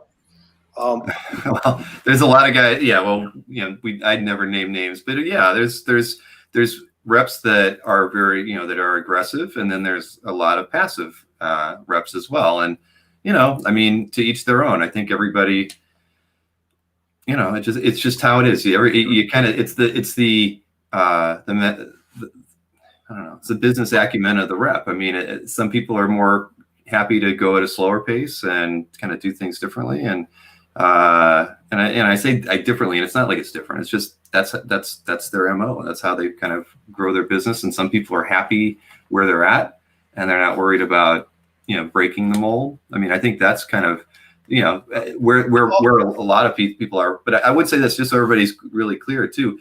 To me, you know, an art rep is different than a dealer. I don't think I could ever be a dealer, because, you know, when I talk with, you know, on our comic art live chats with Glenn and Will and Mike, I mean, you know, it's so much fun talking with those guys, because they're super, you know, they're super much smarter about the hobby and the artists that they love. But you know, they have to haggle and wheel and deal, and I have never been somebody who can. You know, I could never lowball somebody, much less you know, go into this. I would never go to you, Felix, or you couldn't do it with you, but say go to Mike and say, what's the best you take on that? And that's like the first question all these guys are used to getting. I could never operate in an environment like that, because I would be like, it's the price I put on it, pal. You know, I don't price things to haggle, you know, and or be like one of those guys that has, you know, that listed at, you know, 10 grand on a site, and then when you contact him, he's like, oh, that was a typo, it should have been 13,000. You know, I can't do that. But as a rep, like, and we've kind of talked about this with regards to the market data, prices are the prices. There's no haggling involved. There's no trade involved. That's what it's sold for. Let's talk about that. You know, because you do report the market data, and you know, like you say, I'm up there, which I always hoped would be possible, but I never assumed would be possible. But you know, here we are. I don't think anybody could have ever imagined that modern art would sell on par with vintage art before. And that's that can be a separate discussion as to relative value and whatnot. But you know, I really feel like we did accomplish something, because again, I did not set out to be the top rep. You know, I wanted to be up there with the dealers. I sort of wanted to cross over to the dealers, because there's still two separate and distinct markets, you know, vintage and modern. And modern has sort of been, you know, viewed as the ghetto of comic art, and you know, reps are, you know, very low on the totem pole, like Dave. You know, why do you want to be a rep? You know, that's just dumb. You know, but I wanted to elevate all of it and bring more attention to modern art, because you know, it sounds like a pitch, but the reality is, you know, all art started off as modern art. You know, time will tell what lasts and what matters, but ultimately, you know, everything that's valuable now was once upon a time just something new too. Mm-hmm. And you know, when you or you know, I set out to identify generational talents, and I'm pretty picky about who I rep and who I have on the site. You know, I think everyone adds value to the group, as well as being being their own person and having their own market. But you know, I think that if comic art is still a thing 20, 30 years from now, the guys I'm repping today, will still matter, and they'll be important. And then, they're young. They still have, 20, 30 years of work ahead of them to make that resume even stronger. So this is not my pitch to sell our art, because frankly we're selling out of it now anyway. But this was part of my thinking in starting this and building it the way I have. And like I said, market share for modern art is greater than ever. 5, 6 years ago, artists weren't clamoring to join reps. It wasn't like a very attractive thing. A lot of artists were just glad to do their own thing because they didn't really see the value in joining a rep. Now 5, 6 years later, artists are climbing over themselves to join reps. And I can't rep everyone, so then that creates opportunity for other reps to start. And and now it's a different thing. It's like, if you want to start off as a new rep now, you can't really get away with what a rep could before. Like you said, the sort of passive approach. I think I am the bar, and I will always try to be that bar.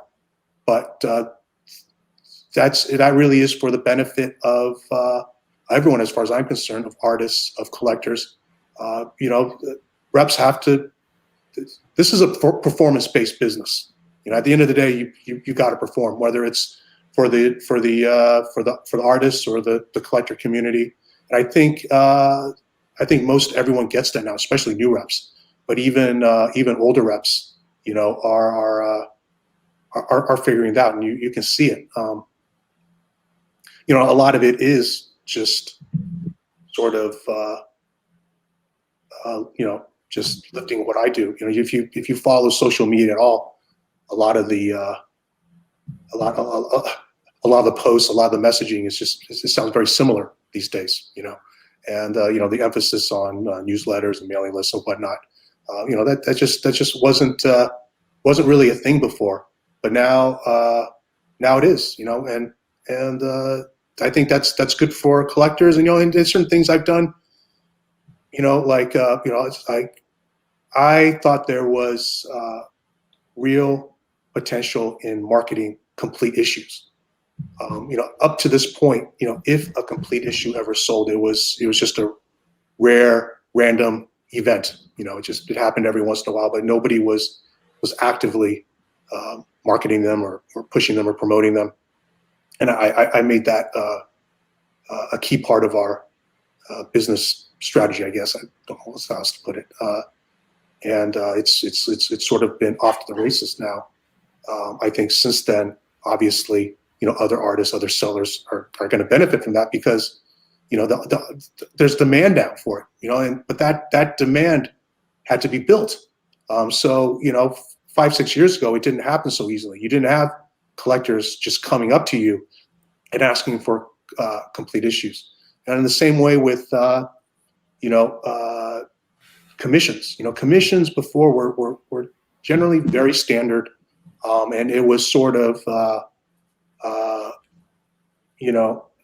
cheap, quote unquote cheap. This is just a ridiculously expensive hobby, no matter where you are. But that was just sort of a cheap scratch of the itch, and the art kind of, it was just something fun to do, but the art wasn't necessarily spectacular.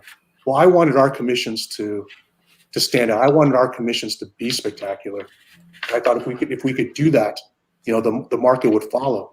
And I wanted to have deluxe commissions. And yes, I think a lot of people are sort of used to what commissions have been. It's hard for them to wrap their mind around what a commission can cost these days. But you have to see these things. That some of our guys are pulling off. And I think once people get them, hold them in their hands, they become believers. I talk about how again, it sounds self-serving, but I am a collector first, and I don't say anything that I don't actually believe or that I don't want myself. But when I bought my first complete issue, you know, the feeling of just flipping through the portfolio, you know, and it's not just a random page, but being able to see this thing as a whole, you know, in its entirety, it's a feeling like no other. You know, I can tell that to you, but you don't really know until you experience it for yourself. Well, guess what? I think anybody who gets a complete issue, you know, they understand. Right. I mean, we could talk a bit about complete issues, I think, because, I mean, yes, I think that it's definitely a good thing, but do you have some kind of agreement where they can't break it up? What kind of, I mean, maybe that's personal. No, you don't, or you don't put any stipulation on somebody buying a complete issue? None. I don't, because you know, once someone pays for something, that's their property. It's their right to do whatever they want with it. However, I will say this. If someone is buying complete issues and breaking them up, I may choose not to sell them another one. You know, then that's my choice, right? Right. I mean, Of course. when they have the art, they can decide what they want to do with it, but I just may decide not to help them again. Right. Because when I sell a complete issue, you know, there is no discount, but there's no premium either. And to me, as someone who's tried to put together a complete issue, I would say I could justify a premium on a complete issue more. I don't even have to discuss a discount. But it is simply the aggregate cost of all the pages. And there really is no opportunity to flip. You know, if someone wants to do a quick flip, I mean, there are cases where, you know, someone could do really well because the market is just completely blown up after the fact. But at that moment, I mean, they're paying top dollar. Mm-hmm. Yeah. But well, so the other thing for me is, you know, and again, I would be concerned, you know, well, I guess I wouldn't be concerned. You're not concerned because you're selling it, but I would think that, because how quickly when you list the whole issue on your site and you sell all the pages separately, you know, everything sells out, you know, almost, you know, regularly in a few minutes. Say in 15 minutes, the whole issue can be gone. So there's that kind of demand for some of these pieces. So when you sell a complete issue to somebody, you've just excluded 25 other buyers from even having a slice of that. And considering there is such a demand for a lot of the artists that you rep and the work that you're dropping, don't you think in some weird ways you're probably getting a few guys going, well, shoot, man, you know, I would have gladly picked up a page from that, and you probably get at least 20 guys saying that whenever you tell them you're selling a book complete. That can be a tough balance. You know? Right. That's what I would think. I would almost not want to sell complete issues because I would be worried about not being able to spread it around, because I'm already having a hard time spreading it around. So when and on top of that, it's not like you, if I'm not, I might be mistaken, but I haven't ever seen you really promote a complete issue sale. You let people know when they are selling complete. So that means almost like a deal happens kind of before the work is even available on the market. So nobody even has the chance to think about the opportunity. Well, what I tell people is, you know, look, if you are reading comics today, if you follow comics news at all, you know what's coming out. And so I tell people, look, if you have any interest in anything that's coming out, let me know. You know, I don't need to even say specifically, but people, they look at my roster, they know who's working on what, and so they already have an idea. They're already preparing. Now, in terms of which issues we break up, we don't sell every single issue complete. Mm-hmm. Now, if we have a chance to sell an issue complete, you know, look, truthfully, most of the time I will sell it complete. But there are times when I sort of take our overall customer base into account. You know, that's a balancing act for me, because I sort of have to, you know, I think my first job is to serve the artist. And there are guys who they prefer to keep their stuff intact, complete. But you know, if I have an opportunity to break something up, you know, I will. And you know, if I tell you I'm going to break something up, I'm going to break it up. And I'll give you an example. This happened twice, and it's both times with Riley Rossmo. Because it just happened. That's why I'm thinking of Riley. I had the complete Batman Who Laughs issue he did. It was probably, the key issue for that character, one shot special. Mm-hmm. And I had it. I announced the drop, and as soon as I announced the drop, one of the very biggest guys in our hobby, I'm not going to say who it is, but he's been on my podcast. He wrote me and said, Felix, I'd like to buy that complete. And I had to tell him, look, man, if you had just written me yesterday, it'd be yours. But now I have, announced the drop. People are expecting it. I can't pull the rug out from under them, because there are people like internationally who will set their alarm and wake up in the middle of the night to give this a shot. And I don't want them to wake up in the middle of the night and read a, email from me saying, sorry, it all sold complete.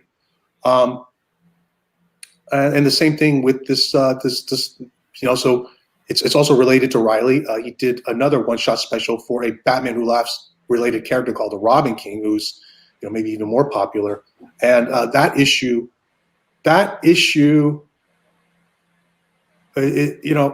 if I'm reasonably sure I can sell every page anyway, there's no, the benefit from us when we sell the issue complete is, you sell every single page. There's nothing left over. But if there is a special like this Robin King where I'm reasonably sure we can sell every single page, I'm just as happy to break it up. So someone wrote me, I would have bought that complete. Well, yeah, that's okay. I also would want to sell everything complete either. And I'm glad everyone got a shot. And can I plug the business for a sec? Sure. Speaking of complete issues that will get broken up. We talked about Donnie Cates in the chat with Trad. He's mega popular writer now, and a lot of our artists work with him. They're friends with him. They're all very close. And one of Donnie's probably most important collaborators, and very good friend. And I think will probably go down as as his key collaborators is Jeff Shaw. I mean, they worked together from the very beginning. Mm-hmm. God Country, that's where they both broke out, huge hit, and then became even bigger with Thanos Wins, which is just such a fun read. But now they have gone back to creator-owned work in something that they both say is the best thing they've ever done. They are both incredibly excited about it, and considering what they've done, I really think that's saying something. And it's not just yes, because I heard this from the very beginning when they were hatching the idea out. Jeff was like beside himself with how excited he was to get this going. And that is, of course, crossover #1. And here is all the art. Here's the complete issue. This is the biggest selling issue for Image since the 90s, like 150,000 copies, just absolutely insane. So I have had a lot of interest in this issue complete. Jeff's wish is actually to break it up, but he would sell it complete if we got just a silly number on it. So in this case, yeah, if you wanted to buy complete, there's kind of a complete issue premium. As it turns out, and no surprise to me, I really didn't expect anyone to pay it. And truthfully, you want to ask me my honest opinion, I would tell you, I really don't think it's worth that price. But it's to everyone else's benefit. So I'm just going to announce we're going to be breaking up crossover 1. It's very exciting. I think it's going to be. We've had a lot of huge drops this year. I think this will be right up there, if not our biggest. I'm including Silver Surfer Black in that statement. This is outsold Silver Surfer Black. It's and as Donnie has confirmed, this is an ongoing series. So not with all the issues that are selling complete. It's not just #1s. We sell number 10, number 20, doesn't matter. But a lot of #1s never get a chance to get broken up, and this one is. So that's my scoop for the 5 people who hung on to watch this. There's like 75 people in there right now. So yeah, no, that's good. A lot of people know, and they'll be telling their friends. But yeah, that's all. I mean, I don't think there's anything negative to selling the complete issues at all. I just always, I can shoot from a shipping standpoint. That's got to be the best of all worlds, right? Instead of having to pack up, 20 plus packages, you only have to do one, and that's because that's a lot. To me, it's like I'm not a player like I used to be as far as buying art, but I'm that sympathetic personality. And it just, for me, it's like whenever I read that, I'm like, man, I bet he just broke the hearts of X number of collectors. And I mean, it doesn't discourage them from wanting to buy it. And I can see why the artists, there's an advantage for everybody. That's all. I wasn't giving you a hard time about it. I just feel like if I was somebody desperate to get a piece from Trad, and it's like if I kept missing out on my when it actually does drop in a split, and then it's like the next one sells complete, I'm like, man, I am never gonna. When's it gonna be my day? In the immortal words of Ben Affleck and Jay and Silent Bob, it's like, when it's gonna be my time? And that's all. But it's probably part of the hunt too. In a weird way, it probably keeps everybody really interested and motivated too. So I don't. It doesn't scare me or bother me to have to pack 30 packages as opposed to one for a complete issue. I'm totally okay with that. And it's not just selling complete issues to deep-pocketed collectors. I've made a real concerted effort to I guarantee you more than any other seller, in your network, I've sold more art under $100 year in, year out than any other seller. I mean, it's not even close. Oh no, I completely agree. I've always felt that too. It's work. It's work, but I like giving everyone a chance to own something. Just to have the chance to own something. I know if I was that age and I loved one of the like a Paul Pope, for example, to be able to get a piece for like $50. I mean, I like making that possible. Now, on an individual basis, as I'm processing a piece and packing a piece and having to deal with all that for $50, and my cut of that is a lot less. If you view it from that angle, it's not worth my time. But I don't take, I don't just count on the big sales. I want, yes, it's my business, but in that sense, I sort of feel like an ambassador like you, just spreading the love and joy of this hobby. Right. No, I agree. I mean, trust me, I've always, the thing is, there would be you might be inclined to raise prices if you can sell out of a complete issue, pricing stuff the way you do in 15 or 20 minutes, I'd be looking at that and saying, well, the other I think a lot of people think that, you sell out so fast, that means you price too low. Maybe I price what I believe is fair. Right. No. That's why I think it sells so quickly, because it is price fair. I'm saying you're not gouging people. You could. I mean, in theory, maybe you could do the splashes a little bit more or something. But the thing is, you're really letting things go for what the market really should be, rather than going out and just saying, nah, it should be 25 grand for a complete issue because that's my guy.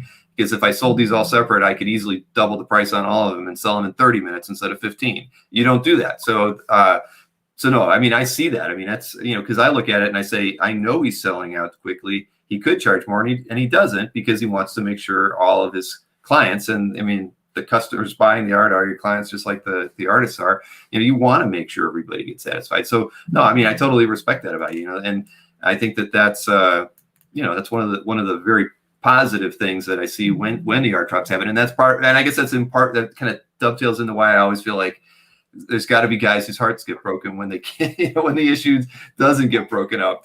And I feel for them. Again, I'm a collector myself, so much of what I do is driven from that perspective. I know how I like to be treated. I know how I like to be, presented things, and it's pretty easy that way for me. So I fully empathize with people who, get their heart broken because they missed out on something. Believe me, I'm a collector. I have my heart broken all the time. And, but the thing with our drops is, the people who tend to have the most success are the people who try the most often.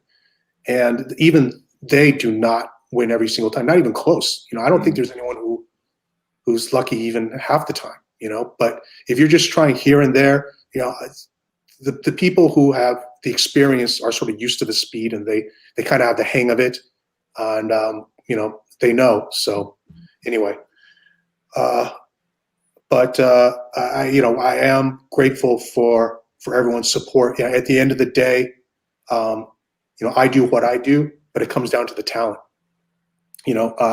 I've talked about this before, that I'm a big baseball guy, big Oakland A's fan, and I kind of said, I'm gonna moneyball this. I'm gonna moneyball this the way Billy Beane, built up the A's, and in an unlevel playing field. A's are a small payroll team. We've just had no luck with owners. We've had one cheap ass owner after another.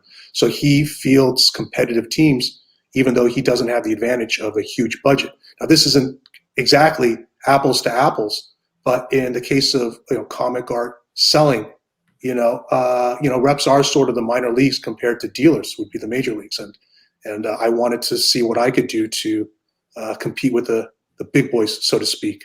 That's kind of how we got here too. But like, you could have the brainiest guy in the front office, like a Billy Beane, but ultimately, the team success comes down to the talent on the field. And in that way, like I said, I try to identify the best talent possible. It's those guys, it's their work that's why we're having sellouts, because these guys are just fucking amazing talents. Oh yeah. All we've been talking about is business and rep, and you want to talk a little bit about collecting, because I actually have something to show the 5 people who hung out after Trad. We have more people now than when Trad was here, believe it or not. But yeah, we do. Just so you know, I probably got like 3 or 4 more minutes that we can do until my next panel starts. So show me what you got. Quick. This is something I haven't showed anyone before. So for you 5 guys, you get to see this. This is a prize in my collection. If you can see it, it is Watchmen #1, page 5.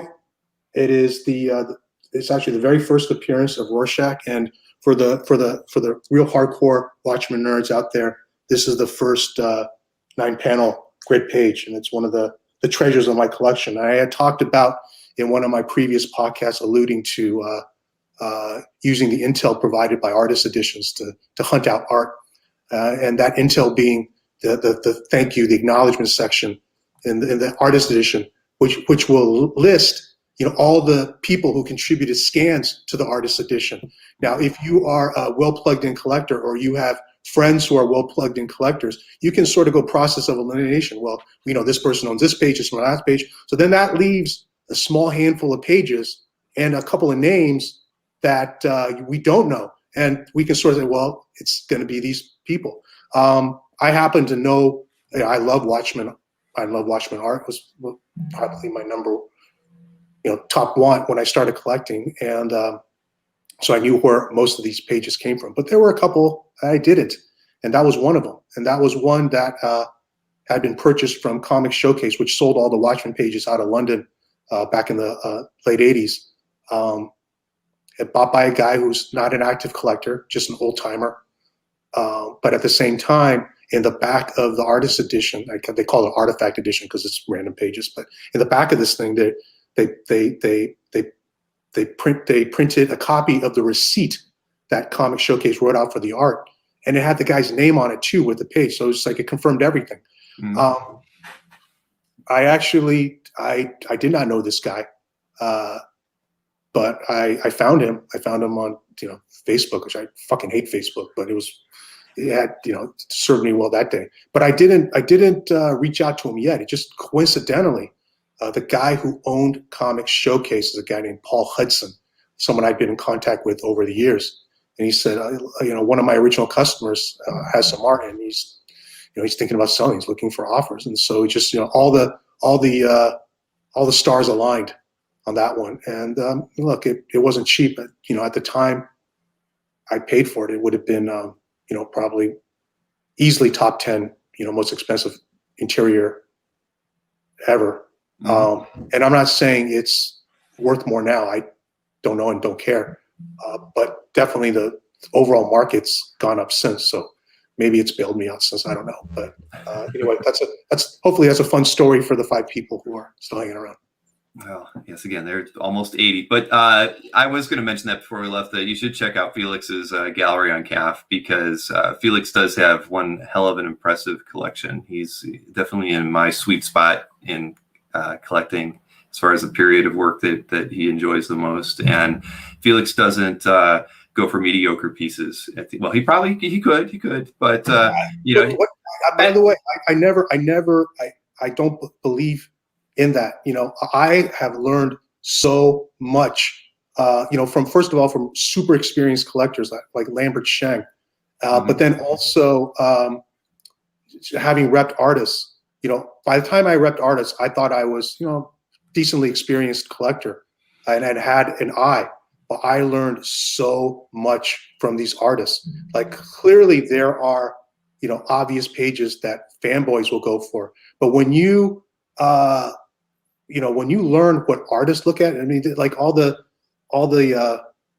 the obvious pin-up-y stuff that, would get us all excited, they're just kind of like, next until it's what you might call a mediocre page. The stuff in my that's up in my gallery is probably from the earlier part of my collecting, and it's stuff that most people might consider more impressive. I just haven't had time to. I'm busy, Bill. I know. You know what? Shit, I didn't even get to talk about my charity. I'm going to be benefiting. We're gonna have to do this again, though, Felix. I mean, clearly we have a lot more that we can talk about, and everybody, and we, again, we have 80 people watching us right now, so I think that people want to tune into what we have to say and talk about, and so we should do this again. And maybe after the first of the year, when my life calms down a little bit, and maybe the holidays are over, we should think of doing something again. Maybe we do it over on something on your channel side of the world. But you should mention the charity, because I did actually load the image up. I mean, we've got like 1 minute. So how about you say what you want to say, and we'll end it at that. So did a lot of fundraising for this charity. Did so well that they have created a fund in my family's name. It's a partnership with Powtown called the Lu Family Fund. They'll be administering it. We're doing art auctions. Let me show you a couple pieces real quick. You saw that awesome piece that Trad did. I love all you guys. I love all these pieces, but that sucker's going to be the anchor, But I'll show you some other great pieces. I mean, the guys did them just for the charity. Like here is a popular new character again, Donnie Cates. This is Null, and Ryan Otley did it, just for this auction. Got a Daniel Warren Johnson, Wolverine, just for the auction. Have a Ryan Stegman, Batman Who Laughs. There's all kinds of cool shit here.